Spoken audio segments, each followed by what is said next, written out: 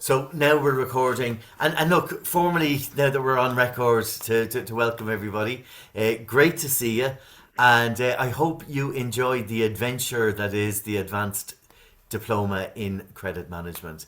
It's a shorter course. It's a different course than what you would have done on the diploma.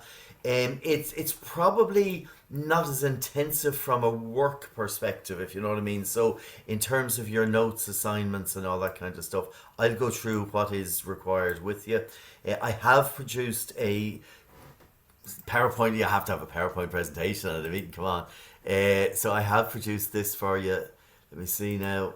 I'll just run that here, and I will share this. I will share this with you. Oh, sorry, I'm after starting at the end. So there we go. That's where we are and what we're doing. And I'll share these slides with you after the event. So that is that. So this morning we're just going to welcome, set you out the ground rules, tell you what's involved with the course. So effectively, there are two, maybe three aspects to this course. So what you're used to is getting a bundle of notes, getting a short test, getting assignments, and all that kind of stuff. So in some ways, it's similar. It's also different. So there's two main areas to the course. One is the weekly notes that you will get. And I'll be sending you out the weekly notes, and you will read those notes. And all these notes are geared towards managing credit. So the diploma was dealing with doing it. The advanced diploma is dealing with managing. Okay, so that's a big step up and a big change as well.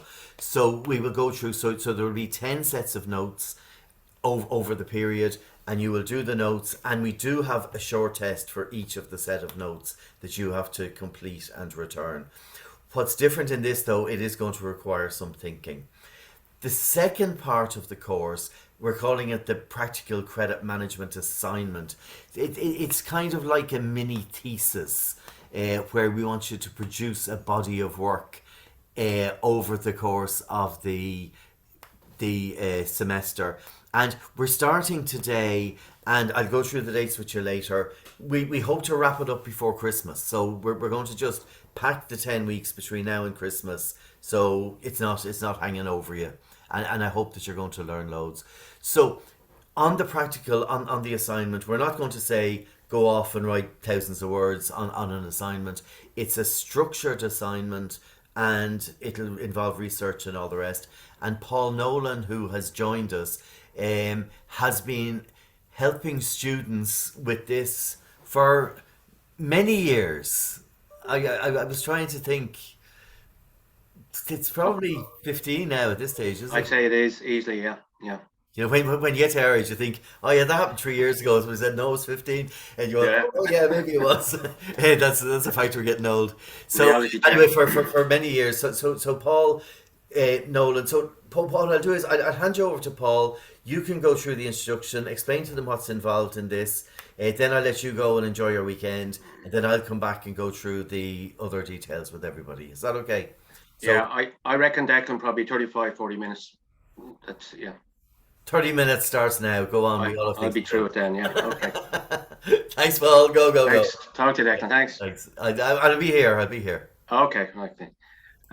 Morning, everyone. Nice to meet you all. Um, this is just what I term is a different way of learning.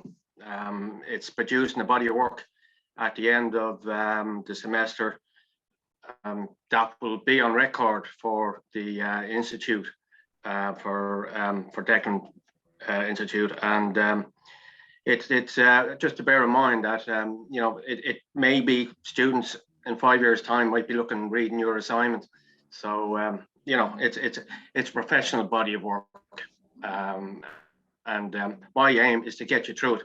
I've been successful so far, and anyone who's shown any enthusiasm, interest, and does a little bit of work won't have a problem with this. The pass mark is 50%. So just to introduce myself, Paul Nolan, Declan. I have been involved. I'm a fellow of the Institute of Credit Management, fellow of the Chartered Institute of Credit Management, which is the English UK branch. I've done a degree in credit management, believe it or not, when there was a degree available. which is it was done through DIT many moons ago. It was done at the same time as the Institute of Bankers.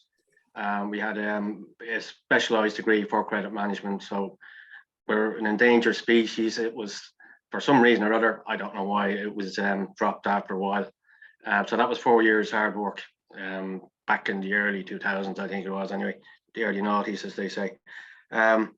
So that's me. I've been tutoring in credit management and in this particular subject for quite a few years now. I think it's probably around 15 through DIT, through Declan's credit management training, and through I don't know who it was, IICM as well. Yeah.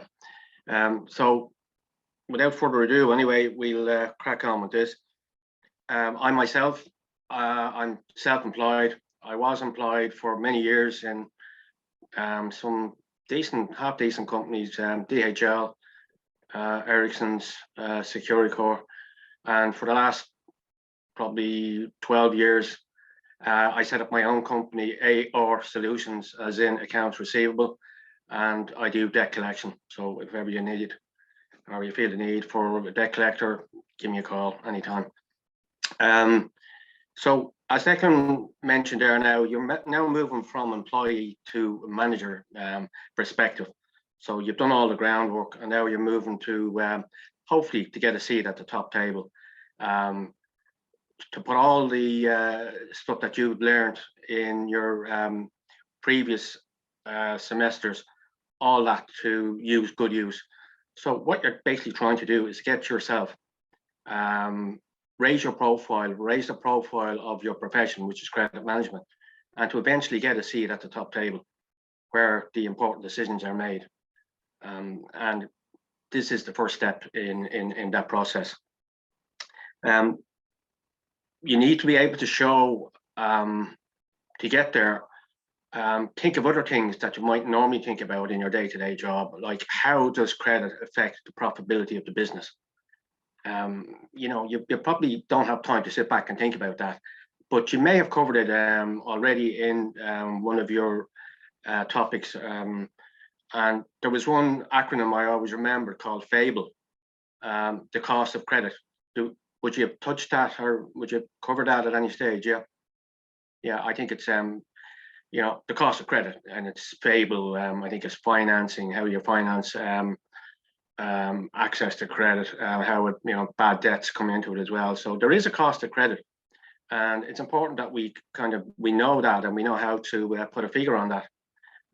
They're the kind of things you need to be thinking about now, you know, to raise your level of awareness within the company, and, as I say, your profile. This will teach you, this particular subject will teach you how to do proper research on your own. So there's two types of kind of research we talk about. One is primary research, whereas you yourself might do a survey, and, you know, we go through all of that, how you should do a survey or a questionnaire. This will come in to your project.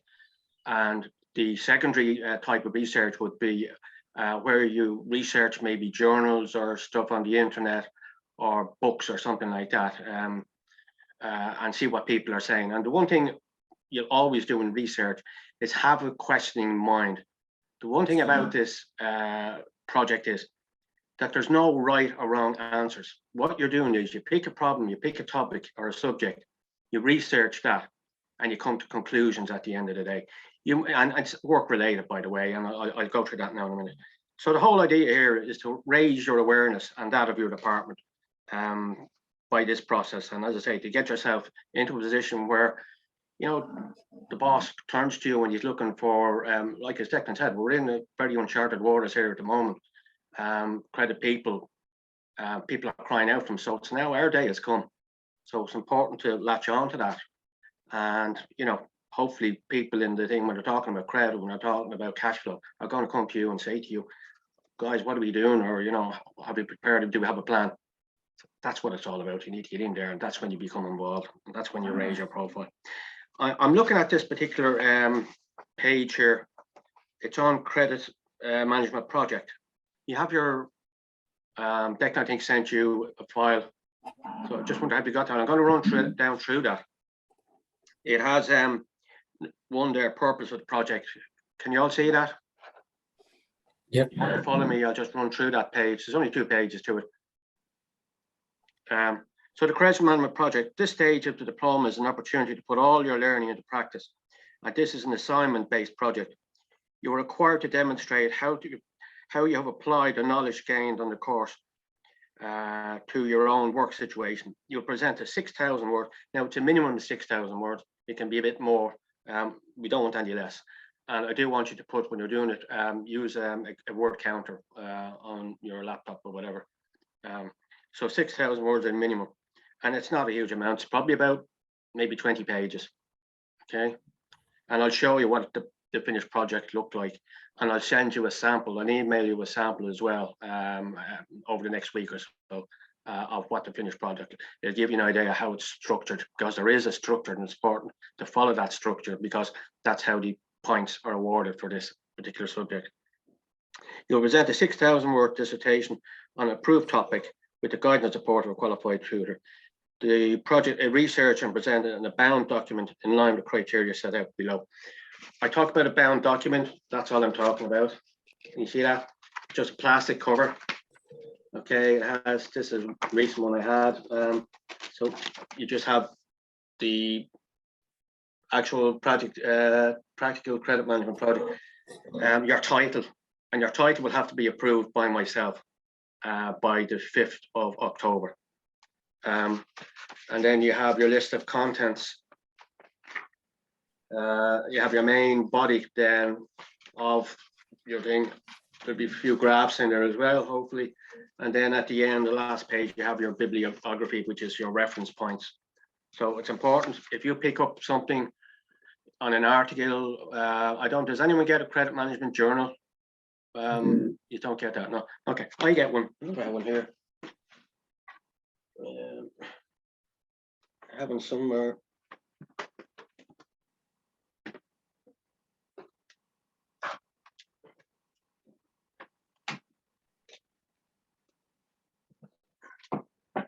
I'll dig one out later. Sorry, my filing system isn't up to scratch at the moment. It's there somewhere. But it's one that's produced by the Chartered Institute in the UK.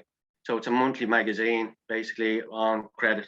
And there's some good articles in that. So I know when I get your topic, your subject matter, I'll have a look, because I get them here each month as I'm a member. And if there's anything there that I can send you, I'll send it to you.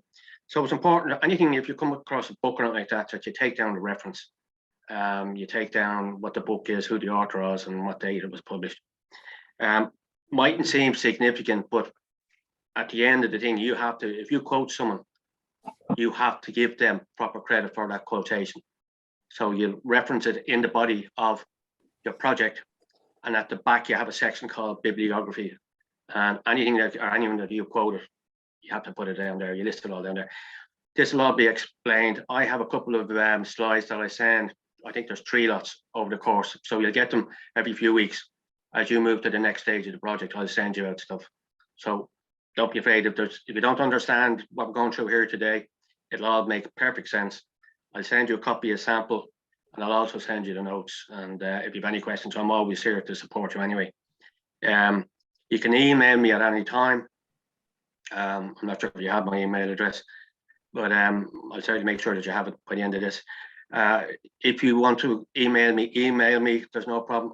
I'll give me 24, 48 hours sometimes to get back to you. I will get back to you. That's a given. Might not be able to get back to you straight away, but I will get back to you. And if you want to have a chat, there's no problem. We just got to set up a time. I'm available 9 to 5 because I'm self-employed, so it's no problem for me to take a call during your lunch hour or even during the daytime if you want, if you're running into problems, you know. Anyway, getting back to this page that we're looking at, the purpose of the project. So I'm looking at number 1 here. The project provides an opportunity to consolidate the knowledge and skills covered in all the previous modules contained in the diploma and advanced diploma courses, and to develop higher level technical skills and appropriate for managers in the credit profession. So what we're doing is you're doing research, you analyze your research, you reach conclusions, and then you present that in this body of work. Subject matter on number 2 here. The subject can be one of your choosing. You must get the subject approved in advance by the 5th of October. Okay, so you come back to me and you think this, hopefully this is what you hope to base your project on. I'll be able to look at that and tell you whether this is going to sustain you over 3 months or 10 weeks, whatever it is. You might think it will, sometimes it might not. I've kind of, given the experience that I have, would be able to advise you whether it will or not. Do something, it's terribly important, that's work-based. So there may be something there in your job that is causing problems, maybe something there that can be improved upon, maybe something there that your competitors are doing that you're not doing. You might want to have a look at that, maybe, you know, an innovative measured bit of software you might want to bring into your company that might help the collections area. But it's work related. This has to sustain you for 10 weeks, otherwise you're going to get bored. Now, as I say, it's the other, and the other, one of the other possible advantages is if it's work based, it might give you access to people within your job, you know, at maybe a directorship level or something like that, that you can involve in your project. Might give you access to information that might normally be available to you. And again, this is all kind of raising your profile. If you're going to a director and you tell them you're doing, or your boss, that you're doing a project on an area of the business that's of concern, or an area of the business that you think we can improve upon, you know, he's going to listen, or she's going to listen and say, oh yeah, that's, you know, we'll support you, whatever. So again, this is all kind of raising your own profile within the company. And it may give you access to information that might not otherwise be available to you. Number 3 here, do not keep the subject too broad. Look at a particular problem that needs work, that needs improvement, or an innovative measure or procedure that can be introduced that would save money. As I said, there might be something out there that you've heard a friend who works in a different company, they're using a certain type of software, or they have a procedure now that we don't have. So you might care to look at that. But keep it, the one thing about projects is, and how you score high on projects of this nature, is to keep it focused. Don't kind of keep it very broad. You know, try and focus it down to one particular area. Don't try and do everything. There's 2 reasons for it. One, you dilute the actual work itself if you keep it too broad, and the other is that you just find you haven't got too much, you haven't got enough time. You'll run out of time, you'll run out of resources, I guarantee you. So keep it focused, keep it narrow. Draft title. There's one thing, again, you have if you cannot think of an area, there's a list of projects, previous projects. You can look through those. That might kind of trigger something in your mind. I think there's a page and a bit there of past projects that have been covered. Something might jump out and say, oh yeah, that looks interesting, that sounds familiar, that rings a bell. Have a look at those. There's another thing that we call a SWOT analysis. I don't know, have you ever come across that, SWOT analysis? Yeah, it's basically strengths, weaknesses, opportunities, and threats. Strengths are usually internal, weaknesses are internal, opportunities and threats are normally external. So it's just a kind of like a matrix. You write down what your strengths are, you write down what your weaknesses are, you write down what opportunities might be, and the threats might be. Now, this is kind of like if a brainstorming device. So it might trigger again something when you put that down on paper. And there's a handout there. I just haven't got time to go through it at the moment. There's a handout there. It's very, very simple to use. And you know, you don't have to go into any great detail. Just do a SWOT analysis, look at it. And if you do that, you can actually incorporate that into your project and say, this is how I kind of came across this particular area, or this is why I decided to take on this particular subject. You know, I've done a SWOT analysis. And if you do a SWOT analysis, put it incorporate it into your project. 6,000 words. It's probably around about, I'd imagine, about 20 pages, something, you know, in A4. And you have diagrams in there as well. Always important to see diagrams. Love to see diagrams. when you're collecting your questionnaires, hopefully you'll have a questionnaire or a survey. And again, I'll send you out notes on how to do that. It's lovely to put that down then in some sort of a graphic display. And, graphic display, keep it simple. We're talking a linear graph, bar chart, pie chart, something like that. But if it's nice to see them in color, and it kind of adds, I think, to the presentation. So gotta move on. Draft title, okay. And the other thing I say is involve your boss if you have to, your colleagues. If you want to do a kind of a small brainstorming session, say, what am I going to do this on? Well, geez, I've not a clue. Sit with your boss if you have to. Don't have to involve them, but sometimes it's nice to involve them. Your colleagues or whatever, and say, oh yeah, this problem that we keep saying every month.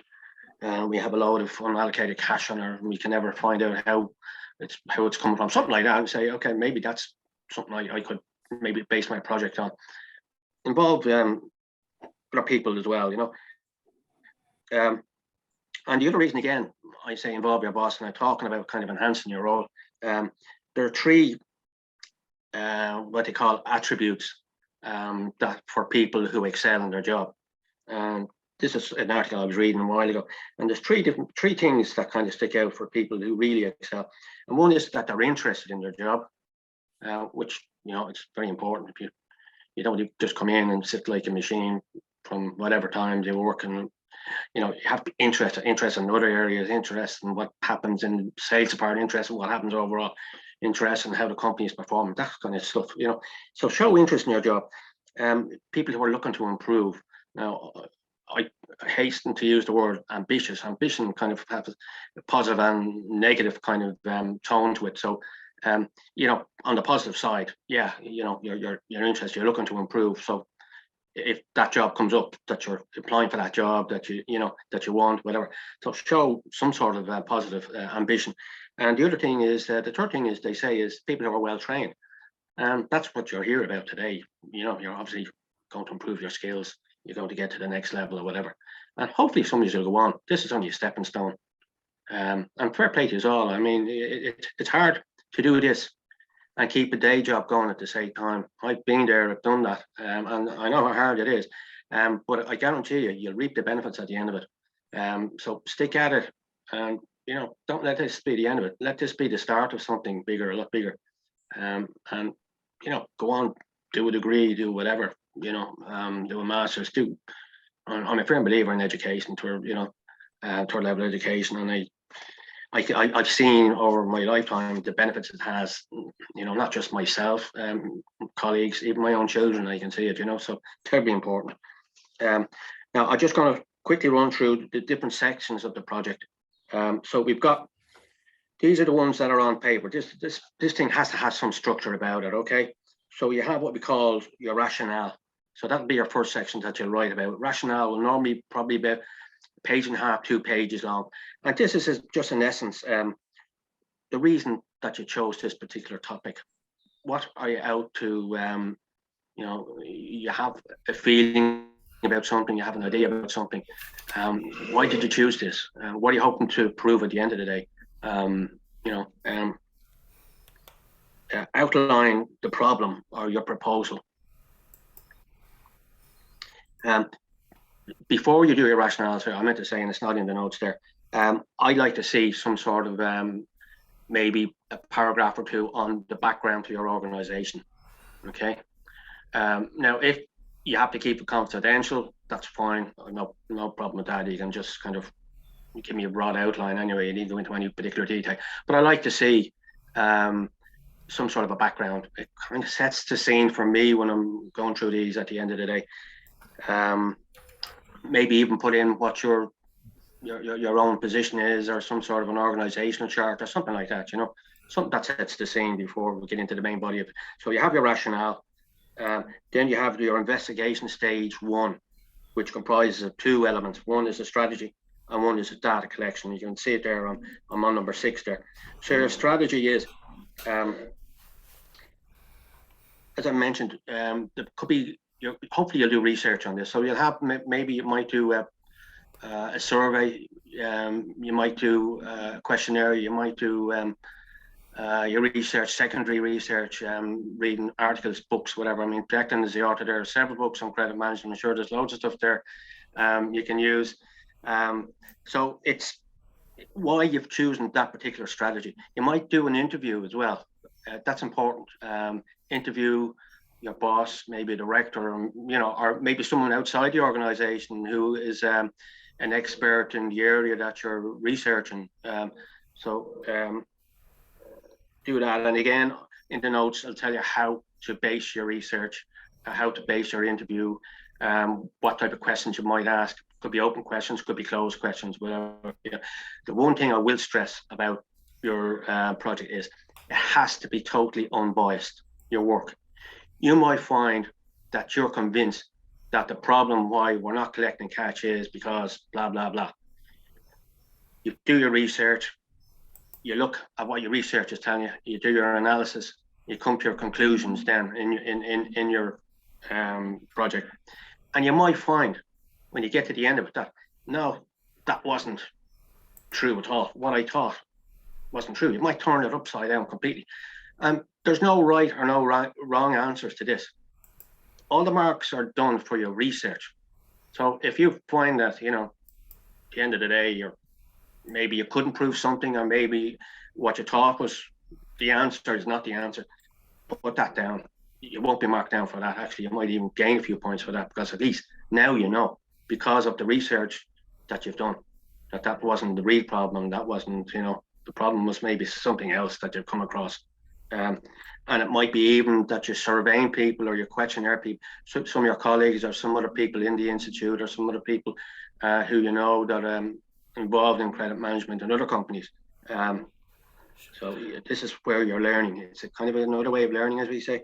So your investigation, I'm on number 3 here, stage 2, your data handling. So it's how you're interpreting the results of your questionnaire you put down there. Okay.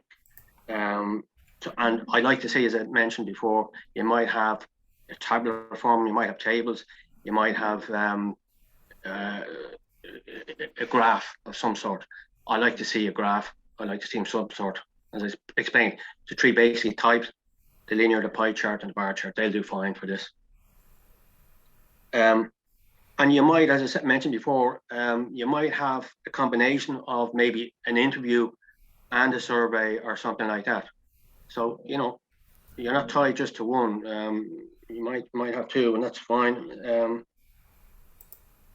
If you're doing a graph, the one thing I always say is, if you're doing a graph, time is always on the x-axis. The way you're doing your graph, time is on the horizontal. Number 4, then, your conclusion and analysis. And this is where you get 20 points for this out of 100. So this is the important one, really. So it's just list whatever outcomes. This is just, and again, this might only be a page long, but it's a very, very important part. List your conclusions. So these will be independent and well supported. As I mentioned, your original option or your opinion or belief could be totally wrong, might be overturned, and there's no right or wrong answers. Number 5, evaluation, and this is a very easy one. So the evaluation is just it's just a kind of brief summary on how you feel that your project went. So you write in there something like the risk factors that you came across. Maybe you hadn't got enough time, maybe you hadn't got enough resources, maybe you felt that maybe your target audience for your survey was too small or something. So, put it all down. Again, as I say, you won't be marked down for stuff like that. What would you have done in hindsight? Would you have done things differently? Maybe your strategy for your research, maybe you should have concentrated on interviews rather than surveys, something like that. Write all this down. It's just a look back on how you feel personally that it went. And the other thing as well, maybe you might say, well, this actually leads me to the conclusion that we're only scratching the surface of this problem. So maybe there's another area there that needs investigation for future projects or for someone else or whatever, So that's the type of stuff you put down there in the evaluation. I'll send you a sample project, okay, that you can look at the structure of it. But that number 6 there, that point, you have to have those headings on your project, okay? And the reason is because if you look at number 7, you have the marking allocation there. So you have to have rationale, you have to have all these things there. There's marks for them. Down as far as evaluation, which is 10 points. So they're on paper. There are 3 other sections underneath that there. You'll see effort and achievement deadlines. So there's 10 easy marks there. You have your submissions in on time. You have your topic in on time. If I ask for, everyone for kind of an update, if you come back to me on that on time, these are where you'll get 10 easy marks if you just stick to the deadlines. Initiative there, you get 10 points for that. Initiative would be going the extra mile, fresh approach to a problem or something like that, or maybe if you get an interview with the Minister of Finance, something like that, I don't know. Stuff like that. It's kind of inventive and really. And presentation.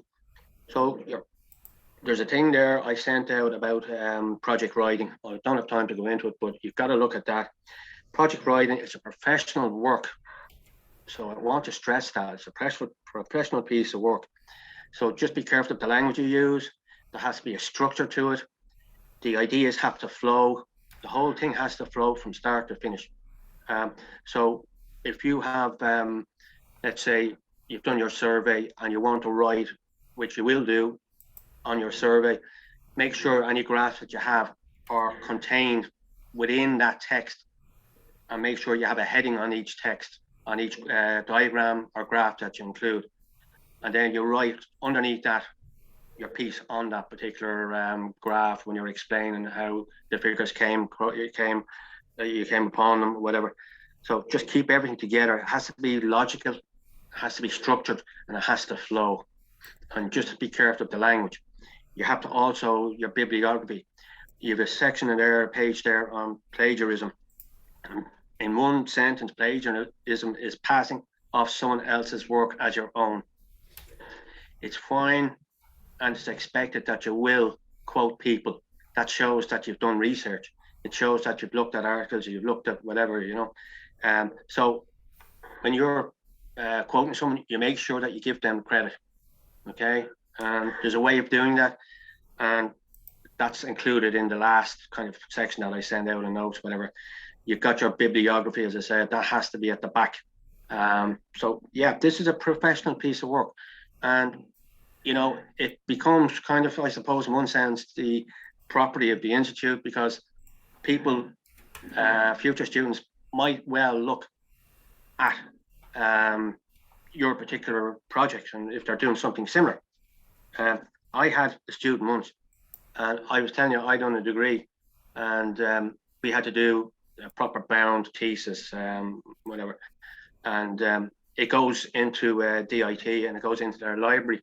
And I had a student once, and he said, "Oh yeah, I read your thesis," and I kind of, what? I couldn't believe it, but there you go. Someone looked at it and he says, "Yeah, I thought it was very good," whatever else. So you never know. It was law-based, actually. That's what he was doing. So your pass mark for this is 50%. If you stick with me, stick with the program, as they say, stick with the timetable, you'll have no problem. I'll get you past that 50%. That's my objective. That's my mission, to get everyone to pass. Your words, 6,000 minimum. You have to have a word count. At the front page of thing, if you could put in the word count for me, I appreciate that. The deadline is the 21st of December. And again, make sure you have your topic in for approval. It has to be approved by the 5th of October. I'll come back to you within 48 hours. You'll have all those things back saying, yes, it's approved. Or I might say, maybe it's too broad, or maybe you consider something else. I don't know. Hopefully everything will be fine. Student support. I'll send you notes and slides on an ongoing basis. I'm here anytime you want. There's no set time each week. If you have a problem or something that's bothering you, you want information, email me. If you need to have a chat with me, email me. We'll set up a time. Enjoy the experience. It's a great confidence builder, this, and you'll be proud at the end of it. I haven't come across anyone yet who hasn't been proud of it, because it's very much a personal kind of thing, project like this. See if we got everything else. The 3 golden rules, okay? Only 3. It has to be unbiased body of work.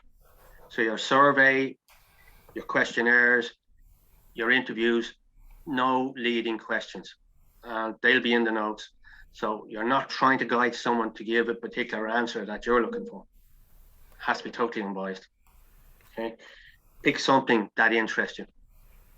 As I say, it has to sustain you for the next 10 weeks. And again, pick something that's job related. That will certainly interest you, and it'll certainly give you some, hopefully, kudos back in the job when you crack that problem, or you solve that issue, whatever. And the other thing is, don't make it too broad. Narrow it down. We have what's called a drill down method. So you have a big kind of, just say, sweeping kind of idea. We never reach our targets. Why don't we reach our targets? Well, that's too broad, obviously, So you drill down. Why don't you reach the target? There's a drill down. If you want to, you can. I'm not sure if it's in the notes, to be honest with you. I'll be totally honest, but there is called the drill down method. You can Google it, and it tells you how to drill down and narrow down a problem till you get what the core issue is. Might be very obvious, but drill down will show you how to get to the core issue. As I mentioned, I look forward to working with you guys over the next 10 weeks or whatever. I look forward to reading the finished product. I've no doubt you put the effort in. You'll all sail through this. And again, I just emphasize, this is just a different way of learning. Okay? That's brilliant. Yeah. Thanks. Best of luck to everyone. I'm sure they're probably scratching their heads now and really regretting getting up this morning. No, I'll send everything out to you. The sample project, I'll send out to you. That's important.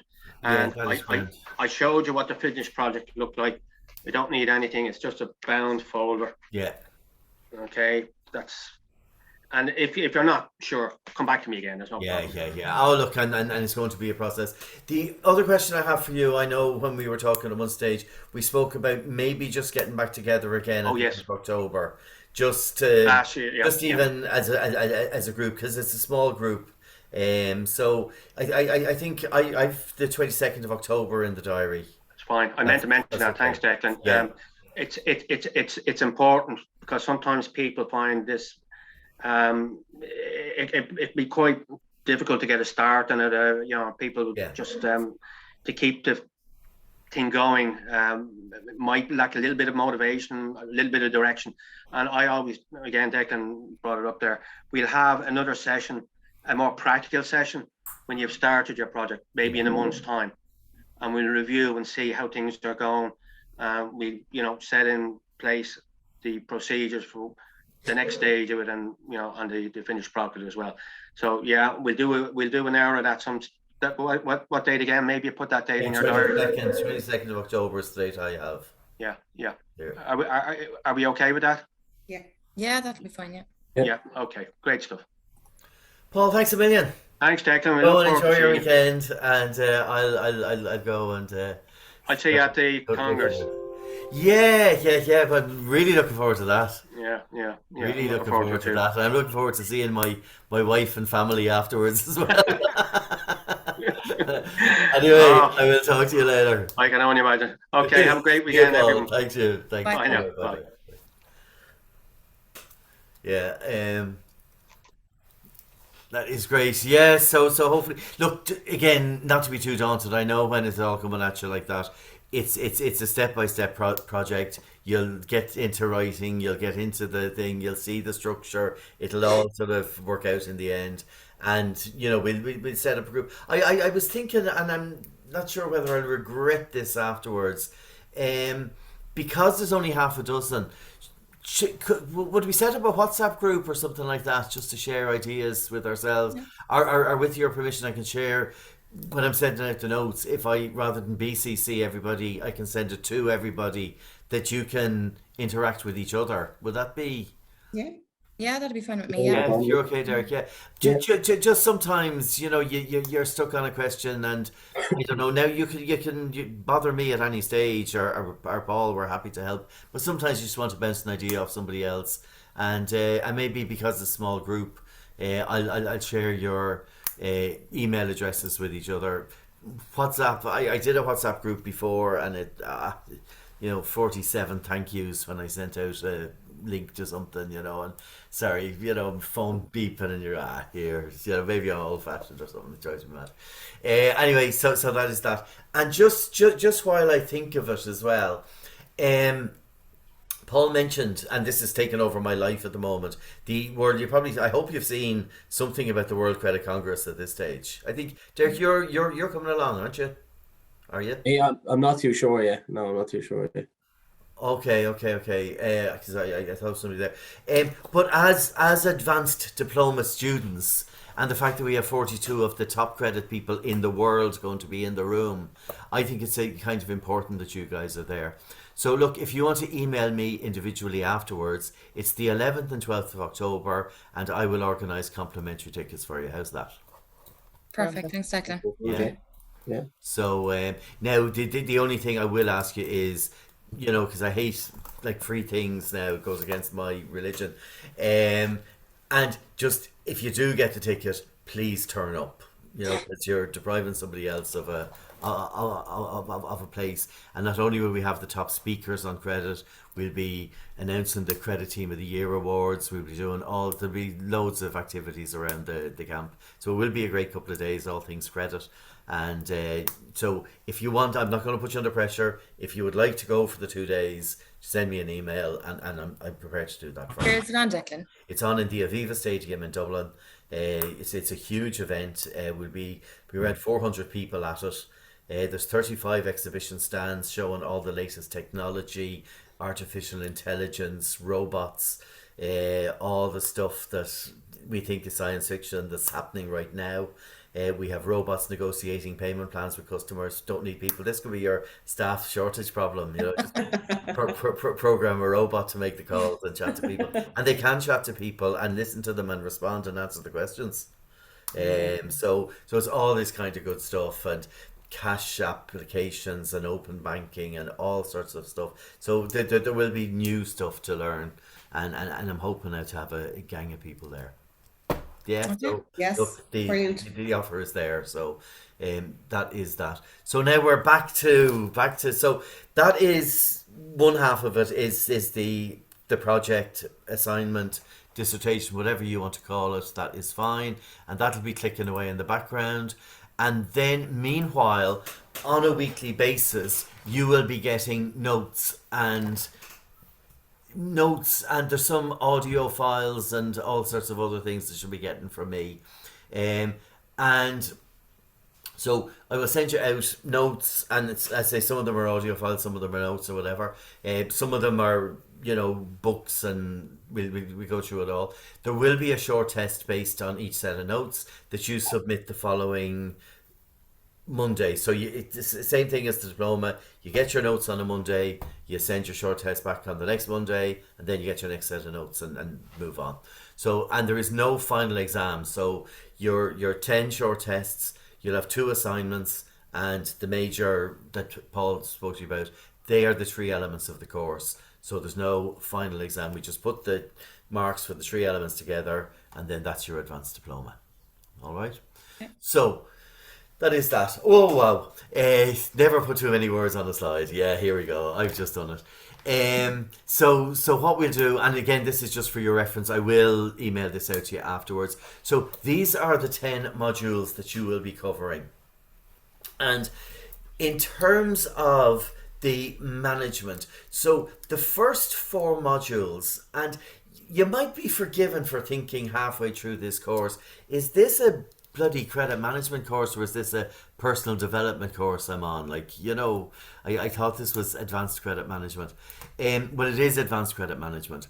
And in order to be a manager, one thing that I have learned from my own experience is the first thing you have to learn to manage is yourself. Because if you're all over the place, if you're and I've seen too many insecure little managers, and you've probably worked for them before, and they're just rotten little people to work for.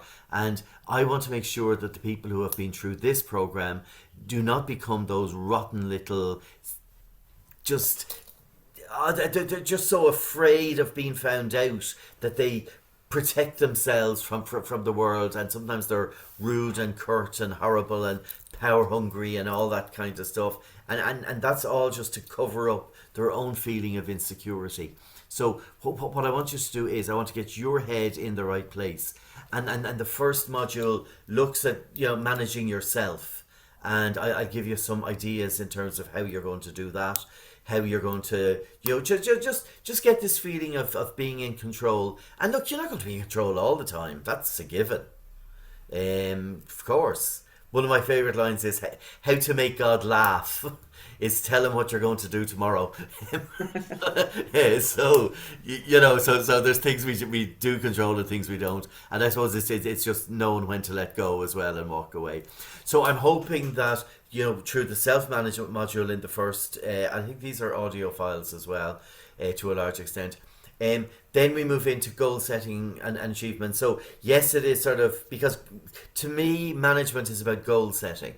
That's what it's about. It's not about micromanaging people to tell them what to do and every step along the way. No, it's about setting a goal for them and saying, look, this is what I expect you to do. So instead, define expectations, define outcomes, not define steps. Because that's what a lot of managers do, and a lot of managers do it wrong. So they define the steps for their staff to take. Rubbish. You define the outcomes that you want to achieve and let them find their own steps or help them. And like I have the advantage of having two sons who are dyslexic at various levels of the spectrum. And like, where somebody logical might go 1, 2, 3, 4, they'll go 1, 2, pair blue, 4. And they get there in the end. It's just totally differently, and I've never thought of that. And I'm not saying that's wrong. That's just different people are different and they do things differently. And if you try to control somebody in terms of what they're doing, then you're going to have resentment and all the rest. So you want to be the manager that they really enjoy working with. And if they enjoy working with you, they will pull out all the stops. Because the sad fact is most staff have more capabilities than they get to use at work. And my thing is, for a good manager, your job is to draw that out of them, to find out, to spend the time. And if there's one, well, I'm moving on to managing people. So, sorry, we'll start with managing yourself. So you manage yourself, setting your own goals. And setting goals, there's 1,000 books written on setting goals, and none of them are like what I have put together here. Because, I think Paul mentioned something about, he was giving you an example of a project and saying, why do we never hit our targets? Because maybe the targets are wrong, so we need to, and sometimes people give out about goal setting, that never works. But maybe the goals are wrong, and maybe you need to stop and look and see where that's happening. And if you're not achieving them, it could be the goals. So it's looking at goals, and goals are great to just keep you amused. Like I set goals every month for myself, and sometimes I get them and sometimes I don't, and it just gives me something to do when I get up in the morning and gives you something to strive for. And I just think goals are the essence of life, and people who suffer from depression and anxiety and all that sort of stuff tend to be people who don't have goals. And if you have a goal, something that you're aiming for, something worth getting up in the morning to achieve, it doesn't have to be $1 million. It could be whatever sort of floats your boat. It just gives you a sense of purpose and a sense of drive, and then, as I said, you move on and make new goals. So that's brilliant. Time management is huge as well, because now none of us can manage time. We all have 168 hours in the week, so that's a misnomer to begin with. We cannot manage time. What we manage is what we do with our time. What are the priorities? What are the important things? And even though it is a credit management course and we're looking at management and all the rest, you will feature hugely in this as well, because from your life perspective, yes, okay, work is important, job is important, money is important, but family are important, friends are important, having a life is important. So we have to sort of break this up and make sure that that we manage our time effectively across the board. Now, something like me working day and night to put a conference together, look, we're, 17 days and 21 hours away, so I'm not counting or anything. So I just want to have everything perfect. So yes, okay, there is going to be imbalance in my life in the next 18 days, and then hopefully we'll spend time with the family after that and restore some sense of order. So of course you will go out of kilter, and that's fine. It's about managing it, it's about controlling it, it's about, because most people don't think. And and time management is both short term for each day and each week and each month, and then looking down the line to the rest of your lives. And you're probably reading a note somewhere along the line is that most people spend more time planning their summer holidays than they do planning their whole lives. So one of the questions you will be asked, and I don't want a public answer, is what you want to be when you grow up. It's a good question. You haven't been asked since you were 5, have you? And here I'm asking you today. And it's a very good question. So is it credit control? That's fine. Is it a credit manager? Is it a management role? A board role? Do you want to paint pictures? Whatever it is that you want to do, having that goal out there, that every step is a step towards that goal. And then when you're close, you can change the goal just to change it up a bit. So that is that. So looking at your time, then building confidence, because it's all about confidence. It's all about your own confidence. And if you are confident and clear thinking, and know where you're going, and know where the team is going, and know what you want to achieve, then all the thousands of little decisions you have to make during the day are easy. So it's just building your own confidence, and we've created really good stuff on that. And then when you finish those 4 modules, you'll get an assignment, obviously based on that group in terms of managing yourself. Then we're going into to manage staff, and this is where, to me, the rubber hits the road. So the best way, like I said to you, staff have different talents, different abilities. Your job is to find those abilities and maximize them. So give people an opportunity to do what they do best every single day. And maybe part of your role is to rearrange the universe for them, to accommodate the skills and talents that each member of the team has. Do you know what I mean? So rather than job descriptions, I give you one example. When I had a team of, I think it was about 10 credit controllers, when people left, which they did, when somebody left, they were not replaced. Okay? What I would do is I would talk to the 9 who remain, say Jerry's leaving at the end of the month. Yeah?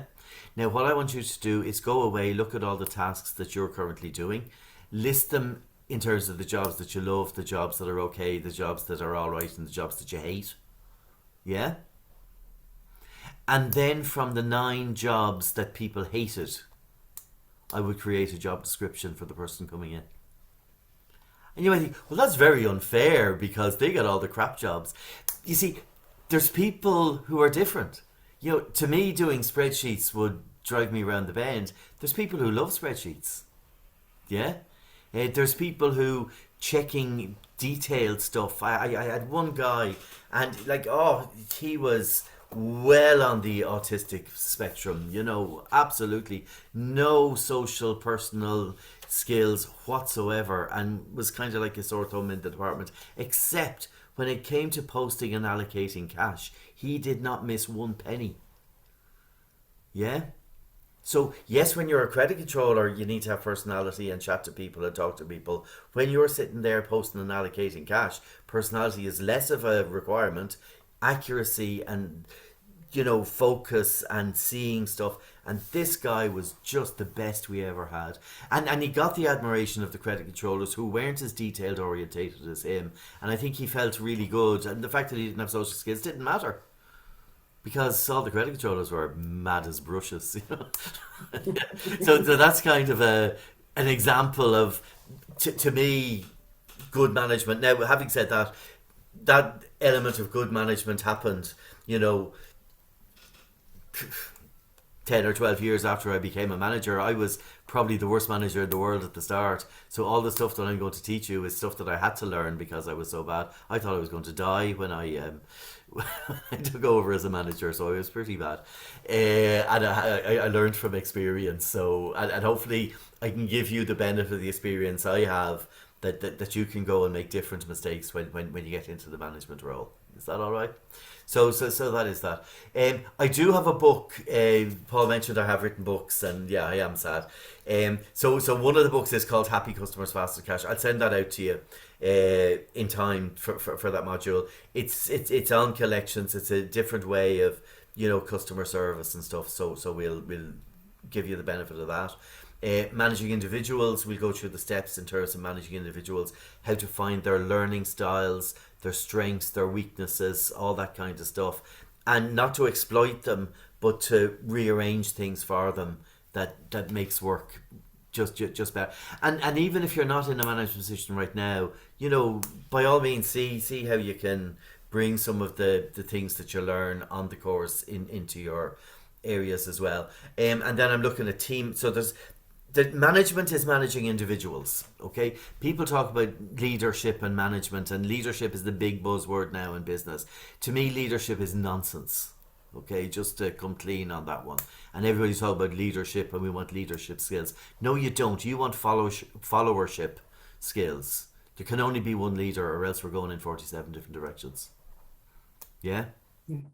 So what we want are followers. So leadership is done at a mass level. Management is done one-on-one. All right. So that's how you don't manage a team. You manage each individual within that team. Now you have overall objectives and results, and that's fine.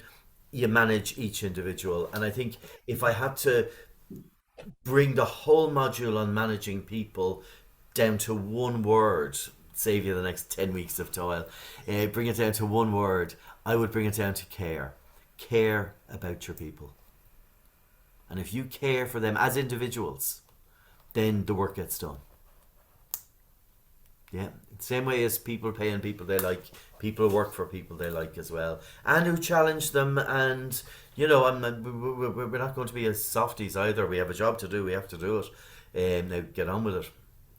So then when we've done the modules on managing teams and managing individuals, you'll have an assignment based on that. Then we move into the third and final section, which is managing the function. So here's where we're going to look at setting up lines of credit. So before we looked at that, how do you establish them? How do you work out credit worthiness? How do you score these? So based on the information that you've learned before, we're going to look at different models of what we report on, how we report on stuff. Obviously it's going to be positive reporting rather than negative. In terms of the function, so to me, and you probably know me at this stage, to me the function begins when the salesperson has a lead. So get the lead, come on. Now we'll do a quick credit vet to make sure they're not wasting time with mugs that we'll never give credit to. And if they are mugs and it is a lead, Grant, you pursue that lead all you like. Joe, if he signs on the dotted line, he will be cash up front. When you're talking to him, never mention credit, because there is no way on earth they're ever going to get a penny credit from us. Off you go, do the business, no credit. Yeah? And now we've set the expectations, so we minimize the rows at the end. So when they do come in with an order, well, you knew it was cash. I told you it was cash. Oh, well, he wants a credit account. Of course he does. And we want money. So that's that. So, and if you do it early enough, we avoid it. So from the lead to the setting up the account, managing the whole process, interlinking it that it's right at every stage along the way, through to cash entered and allocated on the bank. So that whole cycle from lead through to admin, invoicing, so it's managing the whole function as a single unit. And this is part of where you can grow your influence as a manager in credit, because if you start off as a collections manager, maybe the credit area is impacting on it. So if I take ownership for that, it'll be done right. Maybe billing is one of our biggest issues. So you know what, if the billing manager reported to me, I'd make sure the billing is right because we feel the pain of wrong billing. You know, so and as you grow your department, you're growing your stature and hopefully your salary as well, which is probably a consideration somewhere down the line. You know that if we are doing this work, we would like to get paid our fair share. Then I have another little book. I'm so proud of this one. I worked with a number of senior credit managers who are probably, you know, of a certain vintage. And what we did was we all got together to write our war stories, our credit war stories. And it's called The Mentorship. And it's just a collection of, I think it's 50 credit managers from around the world, just tips and ideas and problems that they encountered. And I just think it's of benefit to read and learn and find out what. So that's a kind of light reading, but there is a fair bit of reading in it as well. And then finally and particularly with the environment that we're going into managing high risk accounts. So we're looking at these, they're high value, high risk. How do we secure our position in relation to security? How do we be able to do business with them and know that if it all goes pear-shaped, there's something that we can put our hands on at the end? So we'd be looking at areas like you know, security and charges and, you know, retention of title and all the kind of peripheral things to credit that will save you in the event of company failures. And I think everybody kind of is expecting next year we will see an increase in the number of business failures. And look, that's the business environment we're in. Our job is not to eliminate that because that's beyond our control. But our job is to make sure that our exposure is at a minimum when that company eventually goes bang. Yeah? So we've managed it that we continue to do business with them right up to the wire, and then when they go, it's at the absolute minimum. That's the job of a good credit manager, to control it, to keep an eye on it, to mind everything, and then make sure that, you know, even provisioning and something that a lot of credit managers don't get involved in, which is ridiculous. We need to manage, as far as I am concerned, the bad debt provision figure in the profit and loss account is as much my baby as the debtors in the balance sheet, because as a credit manager, that's part of my, well, that's the padding on my posterior. Do you know what I mean? So if somebody does go bang, if it's provided for, nobody will die. If it's not provided for, watch out. You know, it's going to hit the bottom line and it's going to cause mayhem. So that's that. And the other area about managing your boundaries, it's something that's very seldom spoken about. But you see, the role of credit, if you're the credit manager, the role of credit is simple. That's your baby.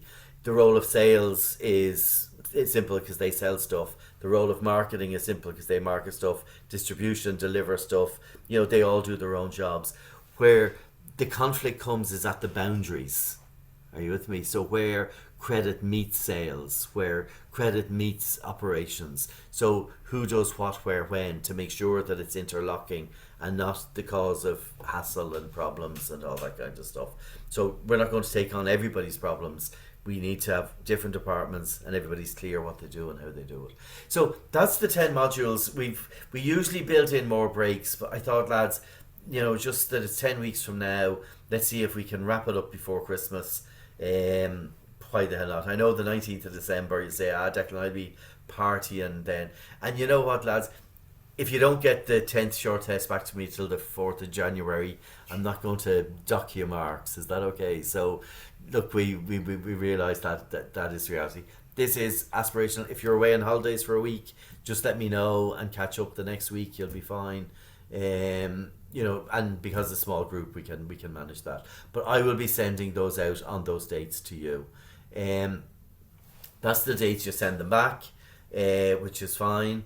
So stick those dates in your diary. And I said, if it's a day or two, there's no problem there. The assignments, you have 2 weeks to do the assignments. So 7th of November, we want the first one managing yourself, and 12th of December managing the team. Boom, you know all that. Notes, additional exercise recommended. Yeah. You submit short tests on a Monday, 2 weeks to complete the assignment. Bump. there's the project workshop that we spoke about with Paul, 22nd of October. So we'll just get together, just a bit of motivation and all that sort of stuff. Project submissions, 21st of December, which is fine. Practical project, Paul has explained all that, the 6,000 words. So, and you've met Paul, so he'll be there. That's our mobile numbers and contact details. So if you need to give us a shout, we're there. That's the email addresses as well. So that's me and that's Paul. And guys, and I hope, I'm probably from the diploma. Have you signed up for AICDP and CMII? So AICDP are the international body, CMII are the Irish Institute. Both will be at the World Credit Congress, by the way. So you get to meet them in person and see that they are real people. So that's that. I have it there. Maybe I should explain that. This is optional. CMII have different grades of membership. So there's standard membership, there's associate and professional or something. Do you know what I mean? And as an advanced diploma holder, you can become a professional member of CMII. Now I said the word can. Is that okay? It is optional. So if you think having the CMIIP after your name will, impress somebody else, then you can apply. It costs 100 quid a year to be a professional member of the institute, and then you're in the driving seat. It is optional. You can just retain your other membership as well. AICDP, it's still free to everybody, so that's right. And I hope are you getting information about webinars and other stuff that they're running? So it is happening. This is the marking. So Sorry, Declan, there. I just need to leave if that's okay. So that is quite okay. Yeah, I know. No, I Right, said no, about listen. an hour, and I've gone over. So no, look. You're fine. Hopefully, you know enough at this stage. This is just the marking. No, I think that's really. I've covered everything that I need to cover now at this stage. All right, In the okay. slides, I'll give you the breakdown of each module. I'm not going to be covering them here. Is that okay? Yeah, that's no You all have a problem. great weekend, and we'll wrap it up in the next 5 minutes, guys. No bother. Thanks. Thanks. Thanks, See you, Declan. Sean. Take care. See you, lads. Bye-bye. Thanks. So I was just going to go through the marking structure there for you. So there we go. So you'll receive marks out 10% for each assignment. So the assignments give you 20%. The short test will give you 20%. So 2% for each of the 10 tests is 20%. That's 40%. And then the final dissertation gives you 60%. So that's the weighting of the marks. So you get 40% for the short test and assignments, 60% for the dissertation. Yeah? Yeah. So, and then pass mark for subjects is 50. And look, if you do the work, submit the tests, do the assignments, that is certainly not going to be a problem. Same marking structure in terms of pass, merit, distinction. The only thing is the pass mark in the diploma is 40, in the advanced diploma is 50. And that's me done. I will now stop sharing. See if you have any questions. No, what I'll do is I will actually stop the recording.